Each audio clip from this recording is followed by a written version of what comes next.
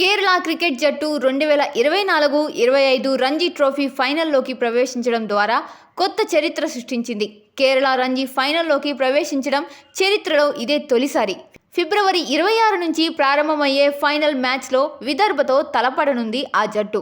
సెమీఫైనల్లో కేరళ గుజరాత్తో హోరాహోరీగా తలబడి డ్రా చేసుకుంది. కానీ మొదటి ఇన్నింగ్స్లో ఆధిక్యం ఉన్నందున కేరళను ఫైనల్కు పంపించారు.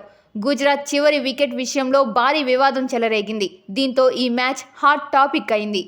సెమీఫైనల్ మ్యాచ్లో మొదట బ్యాటింగ్ చేసిన కేరళ 457 పరుగులు చేసింది. కేరళ తరపున మహ్మద్ అజారుద్దీన్ 177 పరుగులతో అజేయంగా నిలిచాడు. 458 పరుగుల లక్ష్యంతో బ్యాటింగ్కు దిగిన గుజరాత్ 9 వికెట్ల నష్టానికి 455 పరుగులు చేసింది. అప్పుడు 3 పరుగులు చేస్తే గుజరాత్ గెలుస్తుంది. 1 వికెట్ తీస్తే కేరళ విజయం సాధిస్తుంది.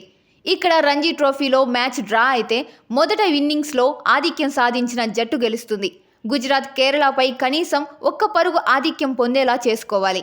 కానీ గుజరాత్ స్కోర్ 455 ఉన్నప్పుడు నాగవాస్ఫులా క్రీజ్లో బ్యాటింగ్ చేస్తున్నాడు. అతను షాట్ కొట్టాడు.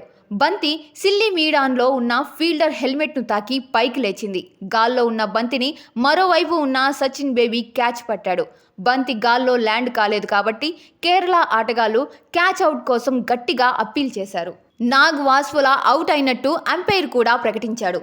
దీంతో గుజరాత్ 455 పరుగులకే 2 వికెట్లు కోల్పోయింది. దీంతో కేరళకు తొలి ఇన్నింగ్స్లో 2 పరుగుల ఆధిక్యం లభించింది. ఈ ఆధిక్యం ఆధారంగా కేరళ ఫైనల్లోకి ప్రవేశించగలిగింది. అంతర్జాతీయ క్రికెట్ కౌన్సిల్ 2017 సంవత్సరంలో ఒక కొత్త రూల్ తీసుకొచ్చింది. ఈ రూల్ ప్రకారం బంతి ఫీల్డర్ హెల్మెట్ను తాకి క్యాచ్ పట్టినా, రన్అట్ చేసినా అది అవుట్గానే చూస్తారు. ఈ రూల్ ప్రకారం కేరళ జట్టు 74 ఏళ్ల తర్వాత రంజీ ట్రోఫీ ఫైనల్కు చేరుకుంది. కేరళ జట్టు 1950 సంవత్సరంలో ఏర్పాటు చేశారు.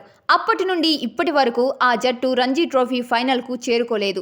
ఇప్పుడు తొలిసారి ఫైనల్లో అడుగు పెట్టబోతోంది. శంకరన్న గెలుపు నిరుద్యోగుల భవితకు మల్లు. ఉమ్మడి మెదక్, కరీంనగర్, నిజామాబాద్, ఆదిలాబాద్ పట్టభద్రుల ఎమ్మెల్సీ ఎన్నికల్లో స్వతంత్ర అభ్యర్థిగా పోటీ చేస్తున్న కస్బా శంకర్రావు గారిని గెలిపించాలని కోరుతున్నాం.